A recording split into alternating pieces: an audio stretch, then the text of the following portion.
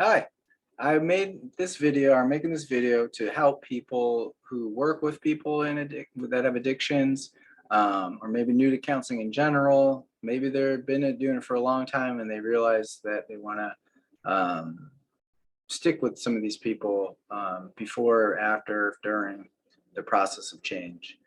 This is also a video that could be useful, helpful for the person to decide for themselves, to look at themselves differently, or family or loved ones to also take a look at, how to help their loved one um, and understand where they're at. So I made a little PowerPoint, go through that and see where we go from there. Oh, preview. All right, so types of addiction counseling. Again, kind of for everyone, maybe for more for counselors or people who want to help, but also perfectly appropriate for family members or regular people who want to take a deeper look at themselves. All right, so first key, you are not alone, and each client is not the same. The old days, I guess it was, oh, you're an addict, here's this, here's what's wrong with you, here's what you got to do. And to some extent, the medical model, psychiatry still does that. Oh, you're not Jimmy, you're borderline personality disorder. Here, manic depressive, here's the meds you should take because this cheat sheet says so. But not in this arena are we doing that. So each person's unique. So some examples of the kind of people you might get in addictions, I'm doing air quotes, I don't know if you can see it, but are the person who went to treatment is returning home. Person who's wanted to stop, thinking about how. Family who wants to help the person stop. Person who needs to assess if they have any problem at all. Person who feels that others are wrong for thinking they have any problem. You see that there's no formula for this. There's no metric. If this, then this, then this. It's really complex and varied. Person who recently relapsed after a sincere attempt to stop. So different levels. That person is going to have a lot more experience, wisdom than the person who's just looking at it for the first time. You got the person who relapsing is happy about it. That's going to happen. And the person who has a deeper problem, kind of the parentheses there for deeper problem, because it's not necessarily worse or anything or more hidden. It's just maybe takes a little precedence over the addiction problem, but definitely each are kind of nested in each other in that example. So we'll get to that one last. All right, so first, the person who went to treatment is returning home. Here's my little scientific pie chart of what's going on. They've done a lot of work. They got that pie chart to be a nice Pac-Man shape of wanting to stay sober, and yet there's still that nice chunk that will want to relapse. People argue different ways that will never totally go away. The potential is always there. You never make that part zero. In fact, if you think that part's zero, you're in danger. That's called overconfidence.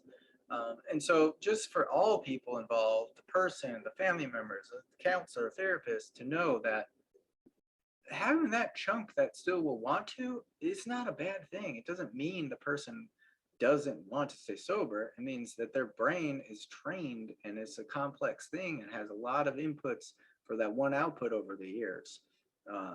If you use when you were sad, if you use on a Saturday, if you gambled when you had just one, if you gambled when you were very poor and just lost, when you listen to music, when you were bored, when you were on a vacation, if you use it after work, during work, before work, at lunch break, in the middle of the night, those are all going to be cues and triggers. So you're never going to get an exhaustive list and you're never going to deal with all of them. They're always going to be there. So what you have to do is everyone accept that this is going to happen and be ready to be honest and support the person when they're starting to feel off. They're losing motivation. Gorski's 37 Signs of Relapse is a good starter book for learning about this stuff. Person who's wanting to stop and thinking about how. So this is, maybe they came to you for this, to explore this. Maybe they've been with you for a long time and they realize, boy, I got this thing. And I think this thing is actually a problem for me now. And so a good model to throw over this and look at the person or look at yourself is, what stage of grief and loss am I in here? Of change is another way. Am I in shock? What happened? I got a DUI? Denial? No, I didn't get a DUI. That was stupid. There's more people driving around drunk than me. that cop was just a jerk. They didn't like me because of whatever. Are they in anger? Okay, fine. This sucks. I got this. I'll stop stupid drinking for a while because I have to. Are they in bargaining? Oh God, this is serious. But I want to change, and it's serious. I need to get help, but I don't want to have to let someone watch my dog, so I can't really go anywhere to get help. I need to stay home every day. So is there something I could do to maybe like change this giant issue in my life? Maybe just like a couple hours a week near my house. Depression is actually a good thing. You're progressing, and it should be depressing when you realize I have a horrible dilemma. My physical body has changed in a way. My brain has changed in a way where I'm going to have this thing. And I've had this thing for a long time, and it's caused a lot of damage to my goals, my relationships, my health, etc. Depression actually paves the way for like full openness and willingness to change, which is acceptance. So your network will help. Hey, I know this guy, he had this. Or I know this place, or I got this people at this treatment center that 3 of them said it was great. Call them up, get info. Willingness is good. Fear is actually a good thing here. And then always, quick trick is what's the cost of change versus the cost of doing nothing. All right, so if you change, you might not be employee of the quarter.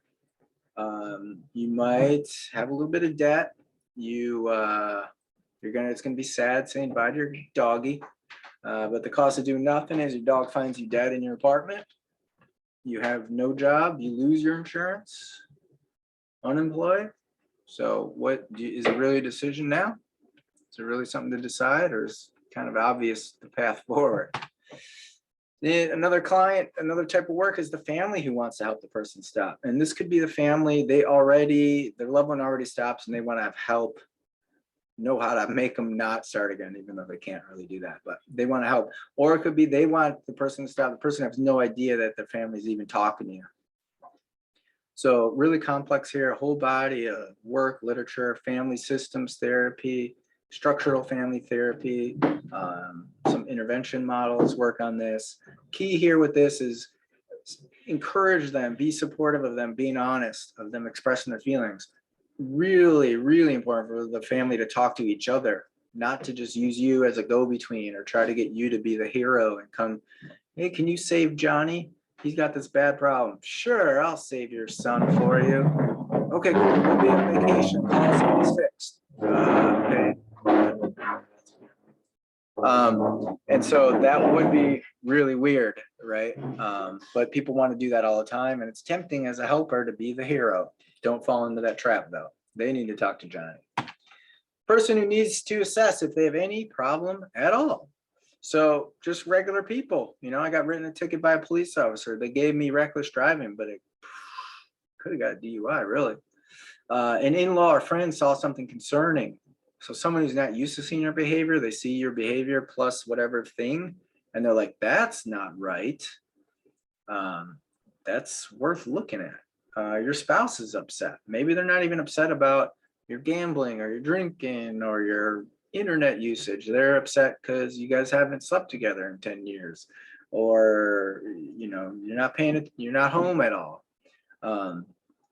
And so that's a reason to look at. Was there something, am I not home because I'm working and doing a project, or is I'm not home because I'm legitimately working and doing a project, and I'm also sneaking off doing whatever I do for 6 to 8 hours a week? And another thing, child services involved, work job loss, dissatisfaction. If you're constantly dissatisfied with your workplace, maybe something's wrong with you. School failure can be a thing to look at, and a lot of times school failure and addiction are combined because the person's using substances to perform better at school, but eventually that dog starts biting its own tail there and causing problems for the person. Lack of sleep, paranoia, or obsessively compulsively doing the one thing means you're not doing other self-care things, and so it's not a sustainable way to perform, and so you'll have success and then failure. Are not progressing as the person desires in life. Not a lot of people think that what's socially normal, drinking constantly, is causing them problems. But it could be a factor in why they're not progressing as they desire in life, as well as other things, other addictions, other obsessions or compulsions. All right, so now you have the funnest person to work with, the person who feels others are wrong for thinking they have any problem. I'm fine. Leave me alone. You have the problem. Why are you so worried about me all the time? Focus on yourself. And so they'll try to turn it around on the other person. This person really doesn't need therapy, because if you ask them, do you need therapy? What would they say? No. So we have to respect that. Now, you as a worker and maybe as a family member will feel compelled to then invoke the powers of the criminal justice system or the government to make this person change through threat of force, arrest, all those things. That's not going to help them. You as a worker, you as a family member, have to try to focus on doing what's right and not fueling any destructive behaviors yourself. And again, this might be more of a case of bringing in the family to talk to each other. We as counselors can help people when they have an identified problem. If they don't have an identified problem, we're really taking insurance money or taking time from other people who could be seeing it, us, And I'm not agreeing or disagreeing if the person does have a problem, but really they don't think they have a problem.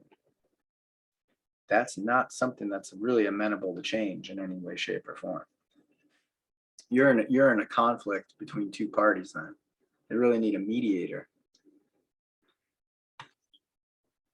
You also got the person who recently relapsed after a sincere attempt to stop. This can be really upsetting for you, for the person, family members. Anytime we lose control of something, it hurts us to our core. So without even a negative consequence, just that I don't control that hurts. Think about the mother whose son or daughter just joined the military and how sad that is. Nothing bad happened yet. In fact, they're getting a signing bonus and can get their school paid for free. So a lot of positives there. But the fact that you no longer have control over where your kid lives or what they do or their time, that hurts people deeply. Acceptance and planning for resuming change are the goal. You could always learn from this. And in fact, the next one, if you don't, something's wrong. If you do not feel the feelings, if you try, yeah, I messed up, I fucked up, you're right, I was a dummy, let's just move on though. And you're like, okay, sounds good to me. You're failing and that person's failing. You gotta do the painful work of looking at what went wrong. When did you start to think different? When did you start to feel different? When did you get a sense that something was different than what you were previously experiencing in your static sobriety? I've worked with people on relapse autopsies that have gone back 4 years to like the day they got out of the first treatment. And they had this idea and it just sat there forever until they actually found the space to make it happen. And so a lot of times these relapses too happen with other substances or other behaviors. And they're not even detecting that. So you have to look to find out, oh, you have this other compulsive thing, which then makes you feel guilty and causes problems in relationships. And then you do enough of that, and all of a sudden you need to go do some cocaine to help yourself feel better because you feel trapped and dirty and all that.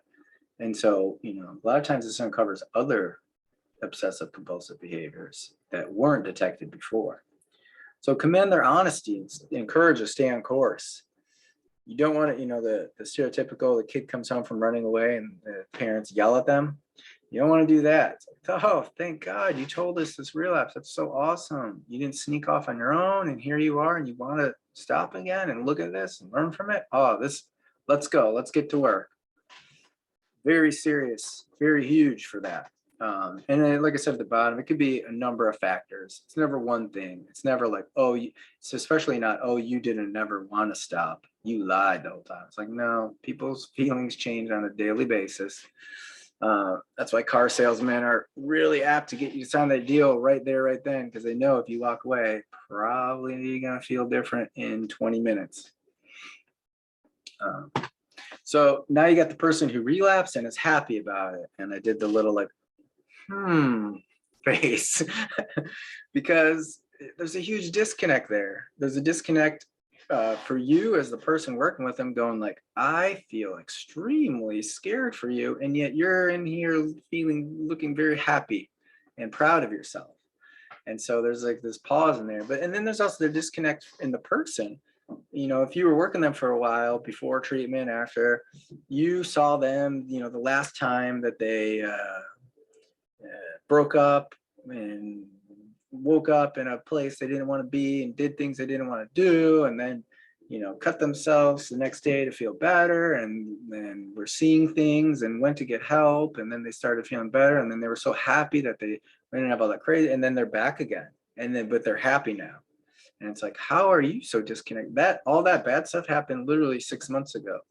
How have you forgotten all that? Really perplexing. So how you feel will not match how they feel. So it's really important to focus on that therapeutic rapport, respecting their autonomy, important things to consider. You could kind of, go, okay, here's an enemy target. Let me blast it out of the water. And they're in this disconnected state and they go, oh, that person's a jerk. They think I'm not strong or powerful. I'm done seeing them. And maybe that's a good thing, but probably not. So important to remain calm. Remember, they are the deciders of what they do with their life and their time. You can't control that. You can't even control what they do in the session. So be willing to roll with this stuff. But also, I think, this is more nuanced. You don't want to be tacitly agreeing with the distortions. And that's hard to watch out for. Oh yeah, okay, normal stuff. They'll see that as, oh, my therapist said it's okay that I drink now and smoke weed, and so therefore, husband, wife, you're not allowed to be upset with me. Well, how do you know that? They nodded when I said it. And so as therapists, we're in a powerful position to give a lot of nonverbal info. So this is a tough thing. Definitely probably want to seek supervision around this one. Oh, did I delete slides again?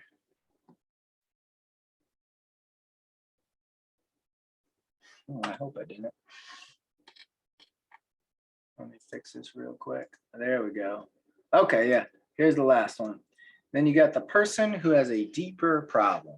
So sometimes you will come across someone who can see the problem and admit they need to change. But, and this isn't like that bargaining, but like, I just got this new job and I don't want to lose it. But this is a but that they don't actually care. They're not sure if they deserve to or want to live. So this is possible when you're talking to someone and you get them to that, looking at their life and get to that depressed part and that hopelessness. And they're like, yeah, this is familiar. This has been there the whole time. And in fact, me getting high and me even talking about stopping and starting and distracting me from facing what really hurts, which is deep down, I don't feel like I deserve to be breathing your air on this planet right now. And so that's, I would say, a higher order problem. So you want to switch gears and focus on the original target or goal. So, not going like, oh my God, you have mental health. Let's not talk about substance use. It's like, no, both. No such thing as a difference there. And so you want to still be like, oh my God. And so we need to get you to a place where you feel safe. If you're not sure about your ability to like feed yourself or take care of yourself, or if you're afraid you might do something to like hurt your body, hurt yourself right now. And also remember that by you stopping your compulsive behavior and getting treatment for that, you're taking away something that causes you deep pain and makes you disconnected from other people. And so we want to work on both now. Yay, we have two problems. Wink, wink, there's always more than one problem. But again, commending that honesty, thanking for the sincerity for that. That could be the first time the person got real and honest with someone else about something that's been bothering them their whole life. And to some extent, I think everyone with addiction kind of has that nihilism at some point. I just want to not care. I don't want to die, but I don't want to live my normal life. Let me just go to this casino for 37 hours straight. You know what I'm saying there? It's not like an active suicidal, but it's kind of like an apathy. Yeah, so what? And so I think on one level, whenever you're working in this, you're always working with this. But for some people, it becomes more acute or obvious, and you do want to kind of let that supersede, um, you know, other topics and really focus in on getting them in a place where they feel able to live. And professionals can help with that a lot. That's a good question, a good topic to bring up with a therapist. We shouldn't be afraid of having that conversation and helping people identify and get in touch with some feelings within that really charge them up and make them reconnect with parts of themselves that do want to live.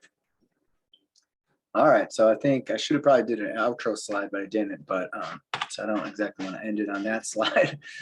But those are some of the basics to think about. Hopefully this wasn't too long, and hopefully it was helpful. Use this to explore your own things.